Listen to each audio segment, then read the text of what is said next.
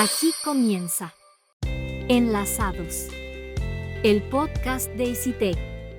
Hola, ¿qué tal comunidad ICITEC? Bienvenidos al segundo episodio de Enlazados, el podcast donde conoceremos el lado humano de la docencia, así como sus complejidades y las posibles soluciones a esta.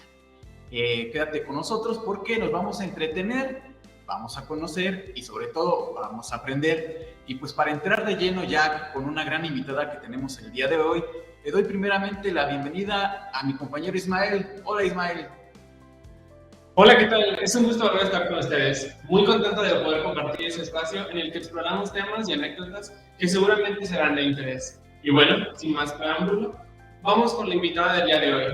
Ella es una mujer muy preparada de la cual vamos a aprender mucho.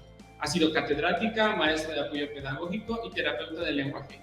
Además, ha impartido cursos sobre innovación y práctica docente, intervención psicopedagógica en alumnos con TDAH, terapia del lenguaje y varios más. Estudió la licenciatura de la Educación Especial en el área auditiva y del lenguaje. Cuenta con una maestría en Ciencias de la Educación Especial en el área de Necesidades Educativas Especiales y un doctorado en Inclusión, Políticas Públicas e Investigación. Recibimos en Enlazados a la doctora Leticia Carolina Gómez Sánchez. Bienvenida. Gracias por aceptar esta invitación. Muchas gracias a ustedes por invitarme. La verdad estoy muy honrada de estar aquí con ustedes. Doctora, primeramente nos gustaría conocer cómo ha sido su camino en la educación especial. ¿Cómo decidió especializarse en ella? Es una pregunta algo compleja porque no tengo bien definido en qué momento fue que tomé la decisión de entrar de lleno a la educación especial. Creo que desde muy pequeña estuve relacionada con, por ejemplo, buenos amigos de la familia. Teníamos una amiga que es sorda, o amigos con discapacidad intelectual, y pues siempre tuve como contacto de forma muy natural con ello. Cuando estaba en primaria tenía un compañero con síndrome de Down y nunca... Creo que el enfoque que tuve nunca fue desde la perspectiva de identificar a la discapacidad como tal. Lo hice consciente ya en la adolescencia, digamos así. Pero creo que mi mayor motivación, o digamos que la primera vez que escuché como concepto de educación especial fue a través de la mamá de mi mejor amigo de la primaria. Ella era maestra en educación especial y era una persona que yo admiraba mucho y respetaba muchísimo, y creo que la manera en la que ella interactuaba con nosotros, la manera en la que hablaba, explicaba, me parecía tan relevante, tan linda, que me contagió un poquito. Digamos que fue ella quien sembró la primer semillita, y a raíz de ahí, pues ya conforme la vida se fueron dando estas situaciones de interacción con personas con discapacidad, y llegó el momento pues de elegir la carrera que te va a acompañar el resto de tu vida, pues ya tenía como tal la palabra educación especial ahí. Sin embargo, la verdad es que sí fue un gran reto llegar hasta lo que es la licenciatura, porque no había información clara. Yo salí de la preparatoria y realmente nunca hubo alguien que se acercara y te dijera: mira, puedes estudiar aquí, esto es la educación especial, esta es la universidad que oferta la licenciatura. No había nada de información. Fue un proceso complejo buscar como la escuela. De pronto pues sí hubo varios momentos de duda, porque yo decía: ¿qué voy a meter a estudiar? A lo mejor ni existe. Sin embargo, pues dentro de mí siempre sabía que pues ese era mi camino. Decidí como persistir, seguir investigando, y la verdad es que hoy en día puedo decir que es la mejor decisión que he tomado. Es lo que me ha dado lo que tengo hasta hoy, y me ha dado múltiples satisfacciones personales, sobre todo. Se ha vuelto una forma de vida, y pues ha sido un camino de constante aprendizaje, lleno de desafíos y pues de muchas satisfacciones también. Y creo que una de ellas pues es que justamente ahora estoy laborando en la escuela donde estudié yo la licenciatura y mi perspectiva ahora es pues difundir información sobre educación especial, acercarme a las preparatorias, a nuevas escuelas para que la gente conozca que existe esta alternativa para poder estudiar, que conozca la necesidad que como sociedad tenemos de tener más información con respecto a la atención a la diversidad, y creo que ese es ahora uno de mis retos en este momento, que haya cada vez menos personas que pasen lo mismo que yo, de no tener ninguna información sobre dónde estudiar, cómo hacerlo y por qué es importante hacerlo. Ya con toda esta experiencia que nos ha comentado, ¿cómo ve actualmente la situación en cuanto a la discapacidad intelectual en las aulas?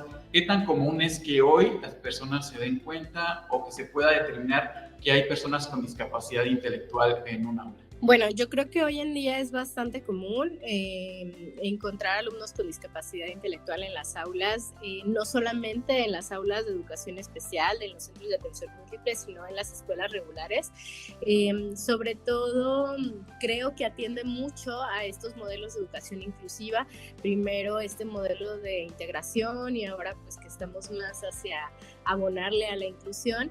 Y creo que pues esto es un reflejo de todos los avances en cuestión de políticas educativas que han buscado pues garantizar el derecho de todos los estudiantes a la educación.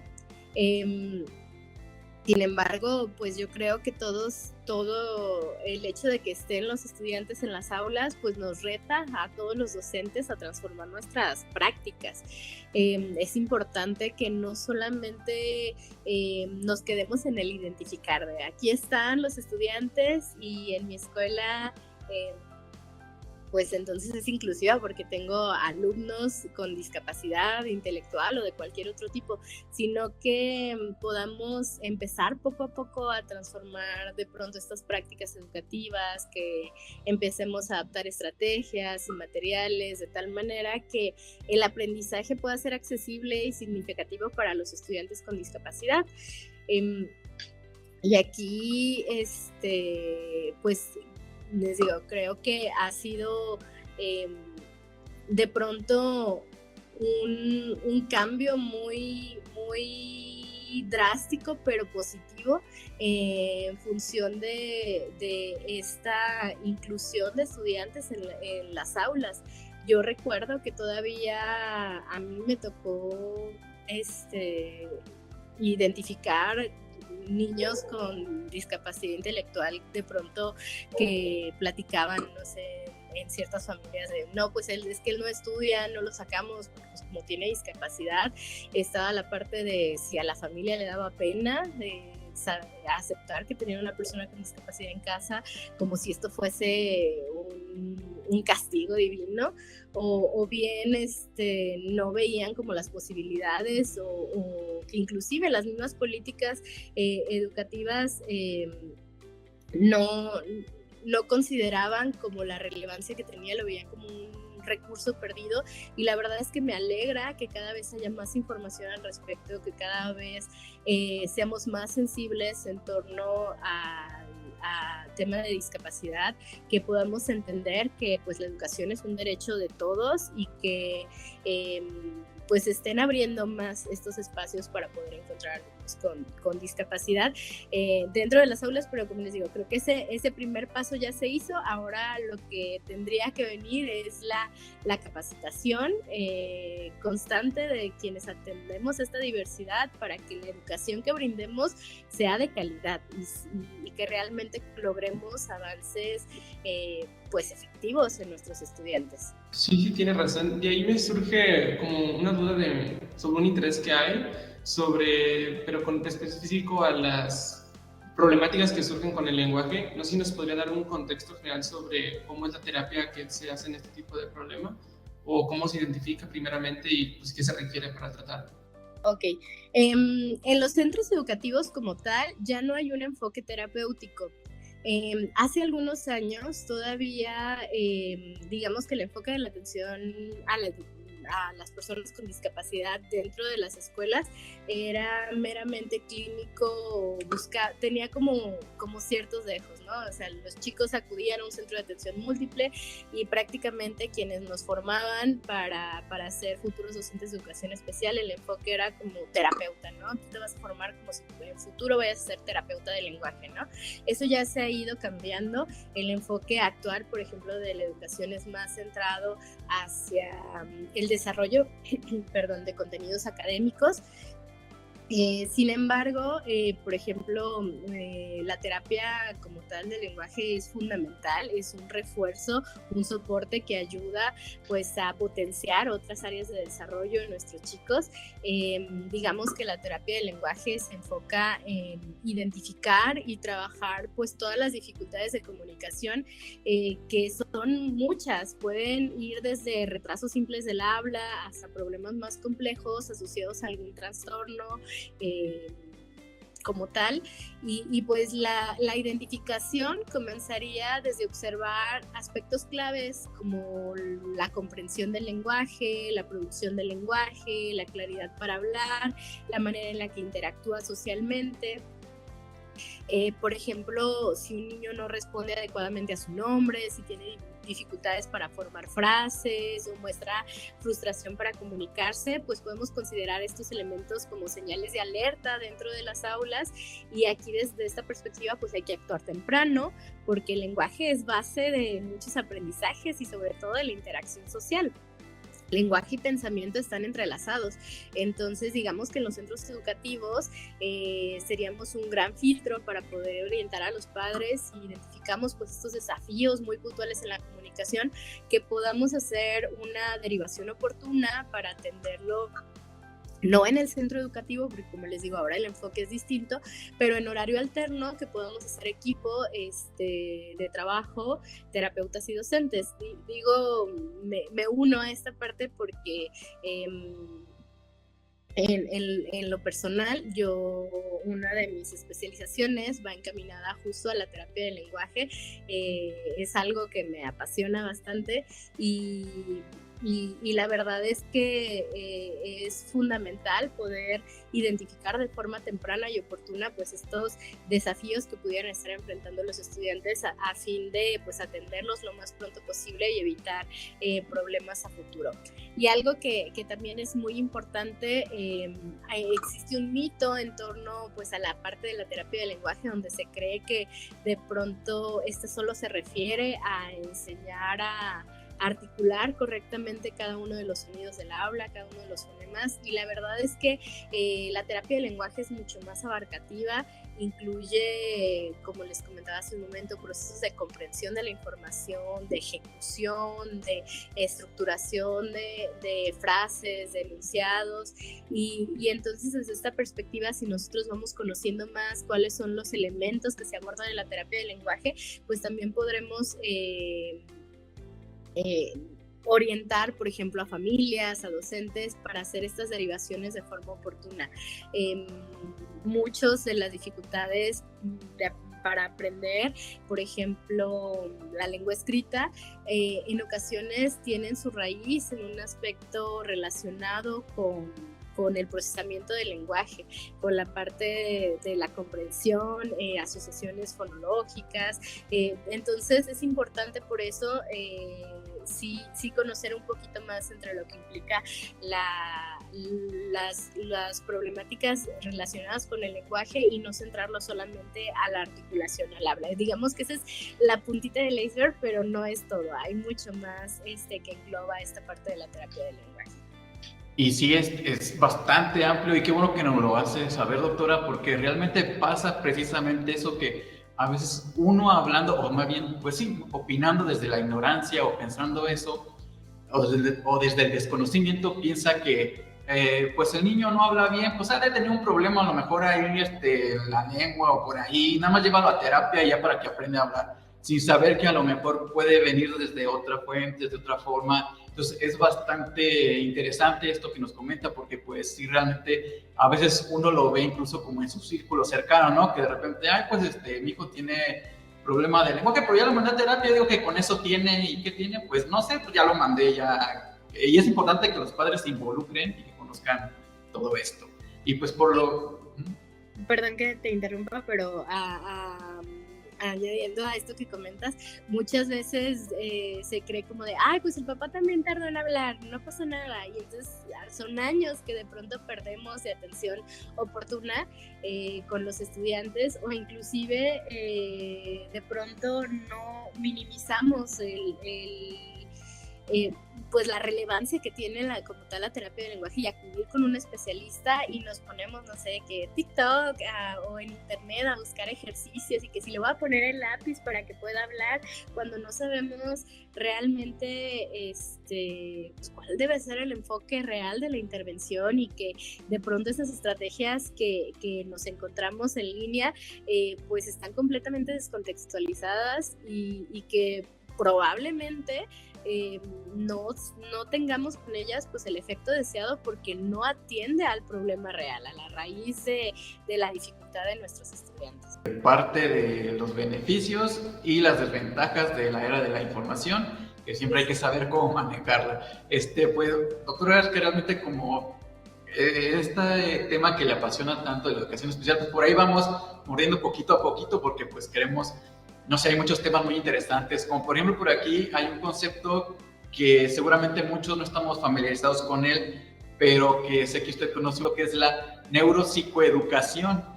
Queremos saber si nos puede hablar un poco a qué se refiere. Sí, claro, pues bueno, la neuropsicoeducación, digamos que es un enfoque interdisciplinario que combina varias ciencias, combina la neurociencia, la psicología y la pedagogía, con el fin de poder entender un poquito mejor cómo es que aprendemos, y que para el aprendizaje no solamente influye mi procesamiento mental, sino que también influye la manera en la que yo manejo mis emociones, controlo mis impulsos, y por ende consideramos pues estos elementos para poder diseñar estrategias pedagógicas que atiendan realmente pues las necesidades de los sujetos, y desde esta perspectiva pues poder optimizar todo el proceso educativo que se genera dentro de las aulas. Digamos que este enfoque busca traducir un poquito lo que sabemos del cerebro y su funcionamiento en estrategias prácticas.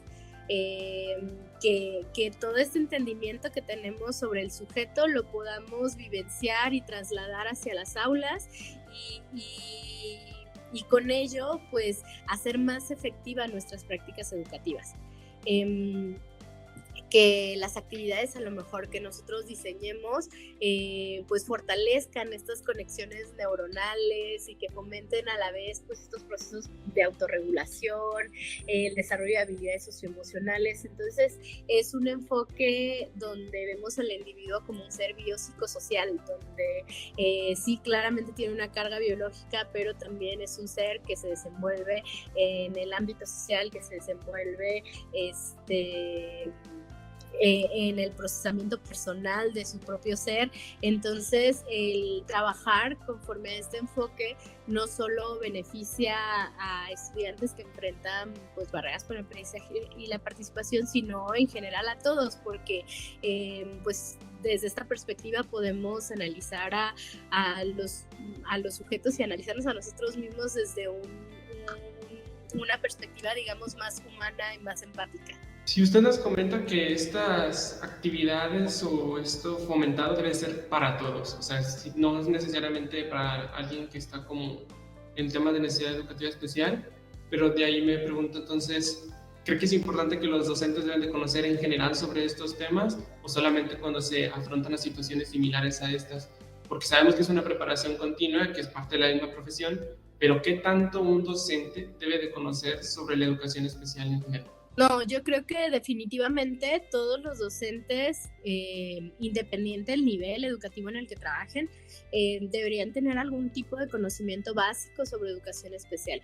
Y más que sobre educación especial, estar abiertos a conocer sobre la diversidad, ya que cada aula es distinta y es diversa en cuestión de aprendizaje, en cuestión de personalidades que la conforman. Incluso si en nuestra aula no identificamos algún estudiante precisamente con discapacidad, no me refiero a que el tener este tipo de conocimiento implique que los docentes tengan que ser expertos, sino que cuenten con herramientas que les puedan ayudar pues a observar, a identificar, a adaptar sus estrategias. Si yo como docente puedo identificar de pronto de forma temprana alguna situación, pues puedo orientar a lo mejor a los padres, puedo yo a lo mejor indagar un poquito más, acercarme con algún especialista para saber qué tipo de estrategia puedo yo implementar en el aula cuando sea necesario, o bien de qué tipo de especialistas me puedo apoyar para trabajar a lo mejor de forma interdisciplinaria. Yo creo que esto es muy importante, el estar actualizado también conforme a los modelos de atención a la diversidad. Son aspectos bases que tenemos que estar fomentando en el día a día, porque pues eso va a permitir que la educación que nosotros brindemos sea de mayor calidad. Y no solamente se centre pues en el cumplir por cumplir.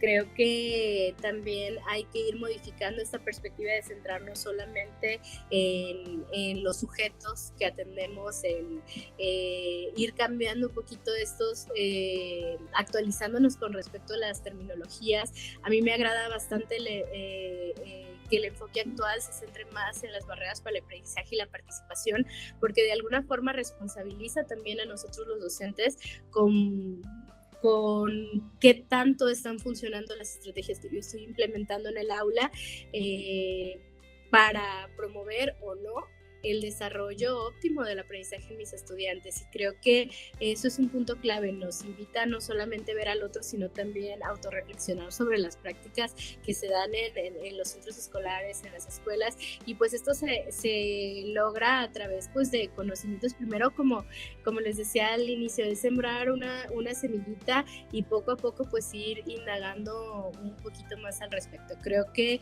definitivamente tendríamos que optar porque todos los centros educativos tuvieran acercamiento o hubiera por lo menos algún docente que haya estudiado en términos de educación especial para poder orientar al resto. Como les digo, no se trata de que todos seamos expertos, pero si todos tenemos este conocimiento básico, pues vamos a tener mayor empatía hacia la diversidad y también vamos pues a lo mejor a tener esta flexibilidad para el desarrollo de actividades más funcionales dentro de los centros escolares. Así es, pues como nos comentaba de hecho en nuestra conferencia mensual que tenemos allí en ICITEC para que no se la pierdan, donde pues tenemos grandes invitados como la doctora que pues nos trató el tema de la discapacidad, cómo intervenir la discapacidad intelectual en el aula. Ahí nos comentaba, la inclusión no debe ser contar con una cuota nada más de alumnos, sino hacer que realmente se integren, que sean parte de, que aprendan, que exploten su potencial, empoderarlos. Entonces es bastante importante lo que nos comenta, que los docentes se preparen, como dicen, no es necesario ser como una eminencia, pero sí que tengan las herramientas necesarias para tener un grupo realmente inclusivo, como decimos, no nada más tener la cuota de, pues sí tengo mis niños con discapacidad intelectual y hasta ahí. Y en este mismo sentido, doctora, sabemos que tuvo la oportunidad de trabajar en USAER, entonces queremos saber cómo fue su experiencia y cómo fueron sus expectativas cuando estuvo trabajando ahí.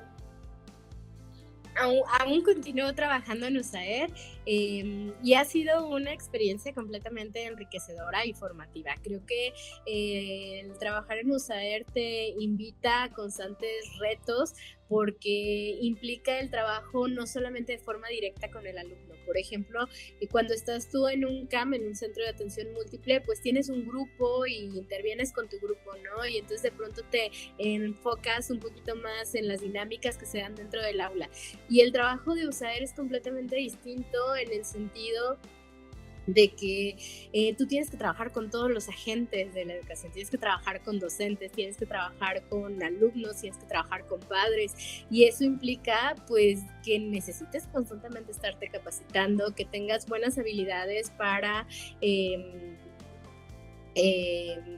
relacionarte con el otro, porque justamente en este trabajo de colaboración con los docentes, pues uno tiene que ser muy cuidadoso en la manera en la que orienta a los docentes. No se trata de imponer, se trata de sumar. Entonces definitivamente pues eso se vuelve un gran reto. No digo que todo el tiempo que he estado trabajando, porque he trabajado en distintos centros de USAER, entonces haya sido fácil, porque definitivamente creo que hay voluntades con las que es difícil congeniar, pero pues uno tiene que siempre tener como objetivo final que para quienes estamos trabajando es para nuestros alumnos. Entonces hay que buscar los medios en los que la información que se necesite se pueda permear.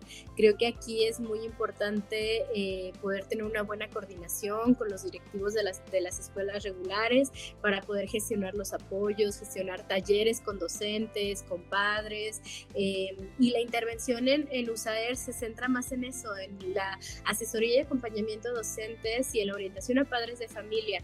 Y esto no quiere decir que se deje de lado al estudiante, sino que se abona a estos otros elementos que también son fundamentales en el día a día y en el desarrollo de los estudiantes. Sabemos que las familias son pieza clave para el desarrollo de los chicos, entonces es muy rico también acercarse con los padres, orientarles. De pronto hay muchas cosas que ellos desconocen y tendemos mucho a juzgar, no lo hacen porque no quieren. Habrá quienes sí, no digo que no, pero muchas veces no saben cómo. Entonces pues es una gran responsabilidad tomar ese papel, y creo que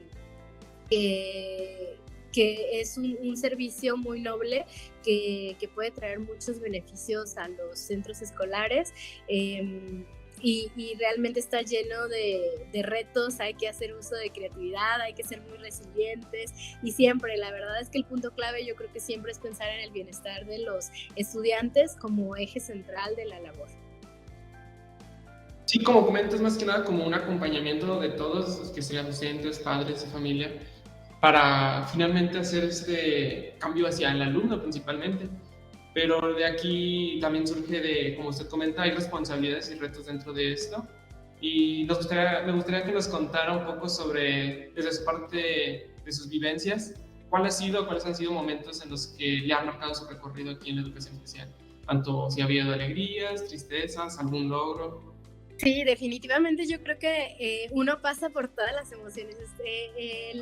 El trabajo y la vida en educación especial es una montaña rusa. Tienes momentos de gran dicha y también momentos que frustran, que generan tristezas. Yo creo que por ejemplo, siempre llena de alegría cuando te encuentras con estudiantes con los que antes habías trabajado y de pronto ves los avances, ves la manera en la que se están desenvolviendo y que dices, mira, todo el trabajo que hicimos valió la pena. Y lo hablo en plural porque abono mucho a esta relevancia que tiene el trabajo colaborativo. Uno no trabaja de forma aislada, trabaja en coordinación con los otros docentes, con la familia. Entonces, desde esa perspectiva, creo que el ver esos avances que tienen los estudiantes a raíz de todo ese progreso y la suma de todos estos esfuerzos, pues son regalos que llenan completamente el corazón. Sin embargo, a veces también uno se enfrenta a distintas barreras. Hay centros escolares donde hay falta de apoyo al entorno y que de pronto dices, por más que sumo, por más que busco, pues no se obtiene la respuesta deseada, y eso a veces es complejo, porque cuando las cosas no están en tus manos difícilmente puedes pues solucionarlas, ¿no? Hay centros escolares donde de pronto dicen, ¿saben qué? Ya no queremos el servicio de USAER, porque luego la gente piensa que nada más por tener USAER nos van a mandar a alumnos con discapacidad, entonces no queremos tener aquí el montón de alumnos con discapacidad. Y así con ese cinismo lo dicen, lo expresan, y la verdad es que es muy triste porque pues son cosas ante las que uno no puede hacer mucho, porque pues estamos atados a esta parte burocrática, a esta parte del funcionamiento del servicio, y realmente se torna complejo, y sobre todo tratar de entender el por qué a lo mejor el otro profesionista no logra priorizar pues que su trabajo está ahí por y para los estudiantes, y que estamos, si decidimos formarnos y nuestra vocación nos llevó hacia la educación, pues es para atender y luchar porque todos puedan acceder a este derecho de la educación. Y entonces eso es a veces complejo. Yo creo que es de los más grandes retos que me he llevado. Y pues creo que también otro hito importante en mi carrera profesional es actualmente el que pueda estar trabajando, formando a los futuros docentes. Ha sido muy valioso, ha sido muy enriquecedor, y creo que le suma una responsabilidad más a mi labor, porque implica el que me comprometa en realizar pues actividades y en formar a esos estudiantes tratando de que entiendan pues esta relevancia que tiene la labor que ellos van a desarrollar. Creo que es muy valioso porque de alguna manera es una forma de trascender a través del otro, porque pues no solamente estás trabajando con el futuro docente de educación especial, sino que de forma como muy indirecta, aquello bueno o malo que hayas aportado para este próximo docente, pues va a impactar también en los chicos que él llegue a atender. Entonces, pues yo creo que esos son como los momentos más como significativos que han estado marcando mi paso por la educación especial, y la verdad es, como les digo, este es un juego de feria. Sé que se vienen momentos de satisfacciones muy grandes, pero sé que también vamos a estar constantemente ante retos que pues uno tiene que dejar usar su creatividad, buscar los medios para poder alzar la voz y tratar de pues manejar o tener un impacto positivo con el entorno en el que se está uno desarrollando, y también tener una mirada pues más allá de los centros educativos, pensar que también si cambiamos la perspectiva de las personas con las que nos relacionamos, de los compañeros de trabajo, de pronto de amigos, pues podemos ir generando cambios también a nivel social. Sí, pues ya que estamos viendo este lado humano, sabemos comprendemos que la labor del docente a veces es muy difícil porque se lleva a casa muchos problemas que vive en su jornada de trabajo. A veces es muy difícil desprenderse porque pues trabajan con emociones, trabajan con personas. Entonces hay veces que por más que quieran están pensando en la situación tanto feliz como triste que les pudo haber sucedido. Pero en esta cuestión queremos conocer un poquito más de Leticia Carolina. ¿Cómo hace para sobrellevar todos estos momentos? ¿Qué hobbies tiene? ¿Qué le gusta hacer cuando no está dando clases? Algunas actividades que le guste realizar. Un poquito más sobre qué le gusta hacer en sus tiempos libres, doctor. Ok, ¿cuáles, verdad? Son poquitos los tiempos libres que hay, pero la verdad es que, por ejemplo, yo busco como coordinar las actividades de disfrute también con aquellas que abonan a mi profesionalización. Por ejemplo, yo disfruto bastante del desarrollo de hacer ilustraciones, de hacer material. tengo un microproyecto junto con una diseñadora donde realizamos materiales educativos y llevamos ya varios años, no le dedicamos al 100 como tal, no podríamos vivir de ello, la verdad, pero justamente pues en los tiempos libres aprovecho para ilustrar, para diseñar actividades que creo que pueden ser atractivas para los estudiantes y que también la verdad, más que decir, ay, pues estás cargando también tu tiempo libre en trabajo, pues los hago de pronto para papacho y para relajarme un ratito, ¿verdad? A mí me gusta mucho, en medida de lo posible, si me puedo sumar a actividades que se hacen, por ejemplo, aquí en mi región,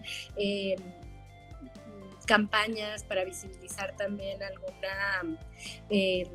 por ejemplo, en junio se suele hacer campañas de grafiti tejido por la sordoceguera y la verdad es que acabo muy cansada, pero disfruto de ir, sumarme, estar en la vía recreativa, estar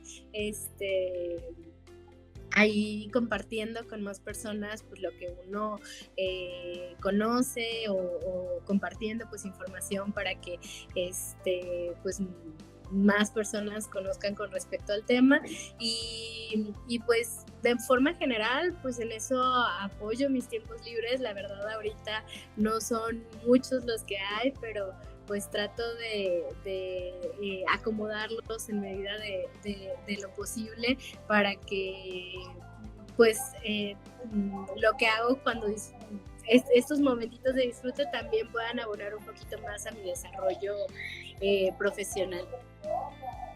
Y ahí me estoy jalando, por ejemplo, en estos eventos me llevo a la familia, hasta las perritas les ha tocado irse a estas acciones que de pronto se realizan a veces hasta en fines de semana.